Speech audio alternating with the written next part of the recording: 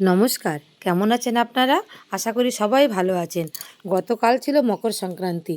আর এই মকর সংক্রান্তির দিনটি কিন্তু খুবই একটা ভালো দিন, খুব একটা পুণ্যময় দিন। এই দিন সবাই গঙ্গায় স্নান করেন। আর গঙ্গাসাগরের মেলা সে তো আপনারা অবশ্যই জানেন। আর এই দিন প্রতি বাড়িতে কিন্তু আমাদের পৌষ পার্বণের পূজাটা হয়। এই আমি আমার বাড়ির উঠানে অনেক ফুল গাছ বসিয়েছিলাম।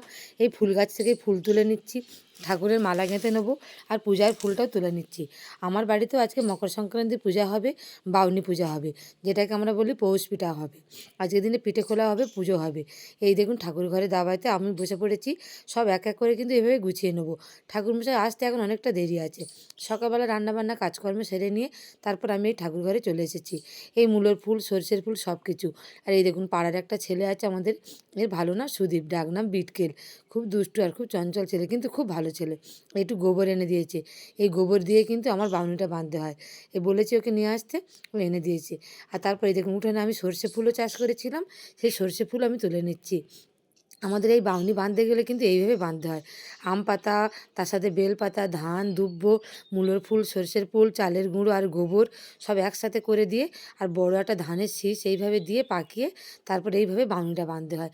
ছোটোবেলা থেকে এইভাবে আমরা শিখে এসেছি, বাপের বাড়িতেও দেখেছি আর শ্বশুর বাড়িতেও তাই দেখেছি। আর এইভাবে আমাদের অনেকগুলো বাউনি তৈরি করতে হবে। আমরা বিভিন্ন জায়গাতেই বাউনিগুলো দেবো। এই সকালবেলায় একটা একটা করে সব বাউনিগুলো আমার বাঁধা হয়ে গেল। আর তারপর আমি সিঁদুর মাখিয়ে দিচ্ছি আর চন্দন মাখিয়ে দিচ্ছি। এইভাবে পুরো একটা থালা ভর্তি করে আমি এই বাউনিগুলো বাঁধবো। এগুলো কিন্তু আবার এগুলো শহর অঞ্চলে যারা পারে না বাঁধতে, তারা কিন্তু সরাসরি কিনে নিয়ে আসে। কিন্তু আমাদের এখানে সব কিছু পাওয়া যায়। তারপর আমি এই ধানের গোছাগুলো কেটে একসাথে করে বেঁধে নিচ্ছি। যেগুলো আমরা রাস বসাবো, তারপর ঘরেতে রাস বসাবো, ঠাকুর ঘরেতে আমরা রাস বসাবো, সেই ধানের শীষগুলো ওর উপর বেঁধে এইভাবে দিতে হবে।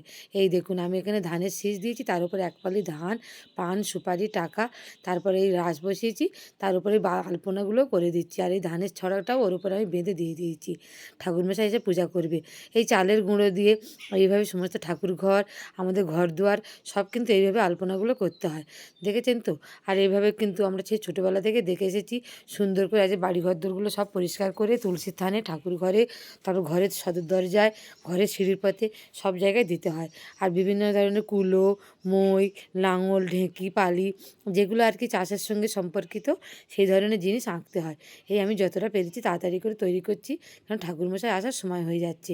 এই মই এঁকেছি, কুলো এঁকেছি, পালি এঁকেছি, আর মা লক্ষ্মীর যেটা খুব প্রিয় পদ্ম ফুল, সেটাও আমি এখানে এঁকে দিয়েছি।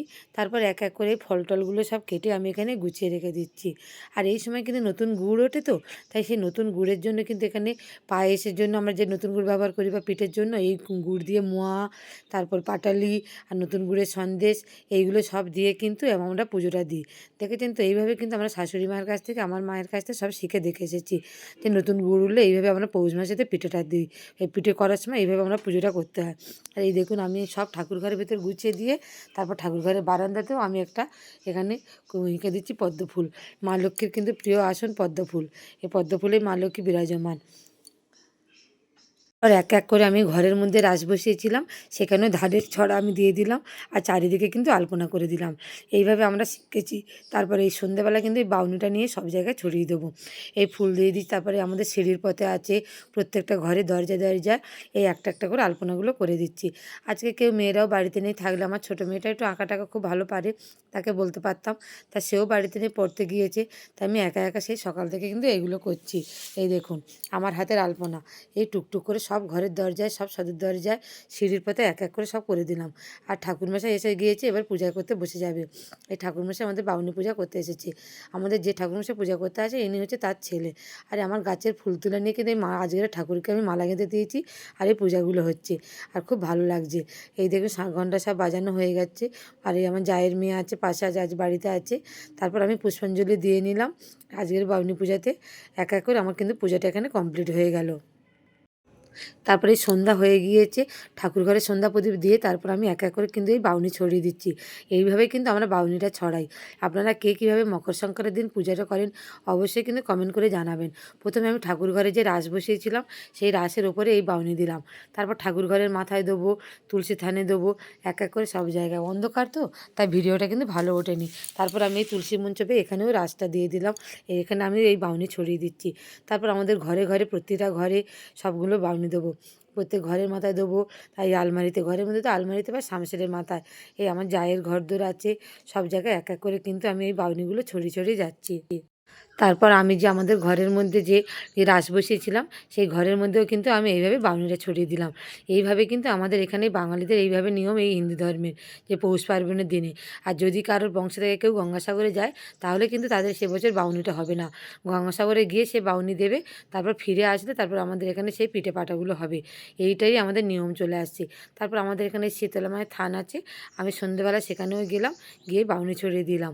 এই দেখুন শীতলা মায়ের থান আছে, পাশে মহাদেবের থান আছে, সব এক এক করে। এইভাবে কিন্তু আজকে আমার এই মকর সংক্রান্তির দিনটা কাটলো। তাহলে আজকের ভিডিওটা এই পর্যন্তই। দেখা হচ্ছে আপনাদের সঙ্গে পরের ভিডিও। সন্ধেবেলা আমি কী কী পিঠে করলাম পরের ভিডিওতে থাকবে সেই পর্ব। সবাই ভালো থাকবেন। নমস্কার, ধন্যবাদ।